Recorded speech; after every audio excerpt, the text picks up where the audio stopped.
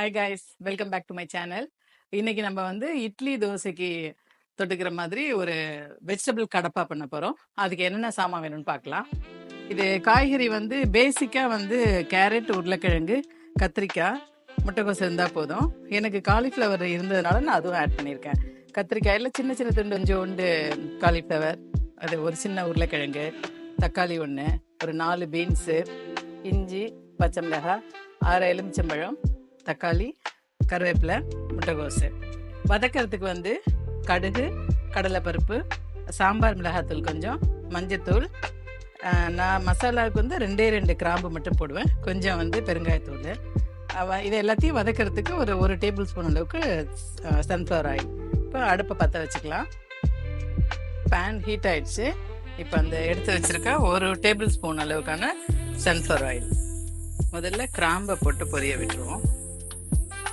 இல்லை 2 நிமிஷம் கிராம்பு வதங்கினோடனே 1 ஸ்பூன் அளவுக்கு கடுகு,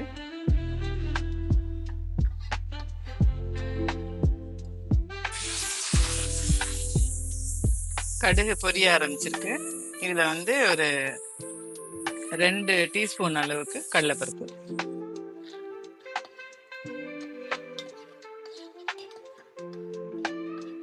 கடலைப்பருப்பு லேட்டாக செவக்க ஆரம்பிக்குது. இப்போ வந்து அந்த 2 பச்சை மிளகாய், கொஞ்சம் இஞ்சி, அதை வந்து தூளை அரிஞ்சு வச்சுருக்கேன், அதையும் சேர்த்துக்கலாம்.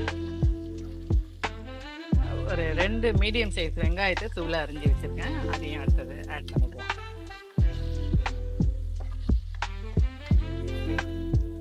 இப்போ வந்து வெங்காயம் கொஞ்சம் டிரான்ஸ்பரண்ட்டாக இருக்கும்போது காய்கறியில் போடலாம். கேரட் கொஞ்சம் ஹார்டாக இருக்கும், அதனால் ஃபஸ்ட்டு கேரட் போட்டுக்கலாம். அதுக்கப்புறம் பீன்ஸு,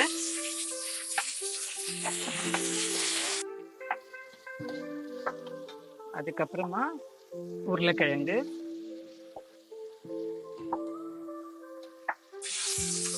அதுக்கப்புறம் மீதி இருக்கிற காய்கறிலாம். அப்புறம் காலிஃப்ளவர் போடுறேன், அடுத்தது கத்திரிக்காய். இது கொஞ்சம் வதங்கினதுக்கப்புறம் தக்காளியை போட்டுக்கலாம். முட்டைக்கோசி இப்போயே ஆட் பண்ணிக்கலாம். காய்கறிகள் நிறைய இருக்கிறதுனால நம்மளுக்கு வந்து வெஜிடபிள்ஸும் சேரும். ஒரு தோசை 2 தோசை சாப்பிட்டாலே வயிறு ஃபுல்லாகிடும். ஏன்னா காய்கறி வந்து நம்மளுக்கு நல்லா சாப்பிட்டு திருப்தியை கொடுக்கும். தக்காளி, கருவேப்பிலை சேர்த்துட்டு உடனே நம்ம வந்து கொஞ்சம் மஞ்சத்தூள் சேர்த்துக்கலாம். மஞ்சத்தூள் தான் நல்லா கலர் கொடுக்கக்கூடியது உங்களுக்கு. நான் நல்லா இந்த குழிக்கு ஸ்பூனால் 1 ஸ்பூன் ஃபுல்லாக போட்டிருக்கேன். காரம் வந்து ஆல்ரெடி பச்சை மிளகாய் போட்டிருக்கோம், இருந்தாலும் கொஞ்சம் சாம்பார் தூள் போட்டோம்னா நல்லா வாசனையாக இருக்கும். ஒரு 1.5 டேபிள் ஸ்பூன் அளவுக்கு போட்டிருக்கேன்.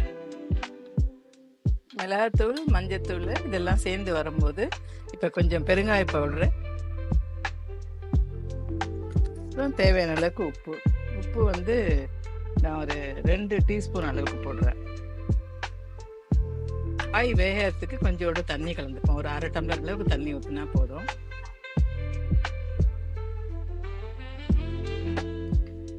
ஒரு 5 நிமிஷம் ஆகும். இது வந்து காயெல்லாம் வெந்து கொஞ்சம் சுருங்கி வரும்.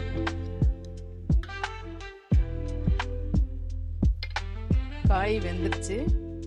ரொம்பவும் வேகக்கூடாது, கொஞ்சம் கிரன்ச்சியாக இருக்கணும்.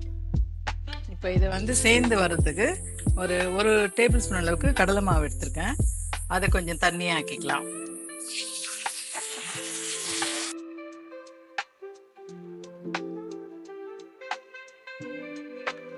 இந்த தண்ணியெல்லாம் சேர்ந்து உங்களுக்கு கொஞ்சம் திக்காக கிரேவி மாதிரி வரும். இப்போ கொத்தமல்லி தழை, எவ்வளோக்கு கொத்தமல்லி போடுறீங்களோ அவ்வளோக்கு நல்லா வாசனையாக இருக்கும்.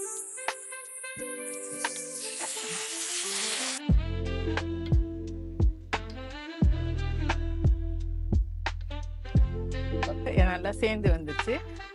புளிப்பு கொஞ்சம் கூட தெரிகிற மாதிரி இருக்கணும். அதுக்காக ஒரு 1/2 எலுமிச்சம்பழம் மூடியை வந்து எலுமிச்சம்பழம் போட்டு ரொம்ப நேரம் கொதிக்க விடக்கூடாது, எனக்கு கசந்து போயிடும். இப்போ அடுப்பு ஆஃப் பண்ணிடலாம்.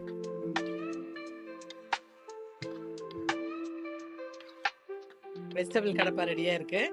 இப்போ வந்து எப்போதும் போல் டேஸ்ட் பார்க்கறதுக்கு என்னோட ஹஸ்பண்ட் கொடுப்போம், அங்கே என்ன சொல்கிறாங்கன்னு பார்ப்போம்.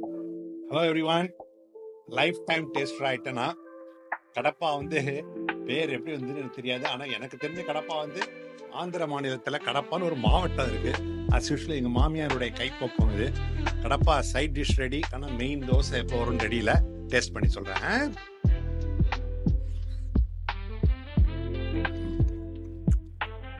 Very nice, colourful. 9.8 out of 10. Enjoy. Thank you guys.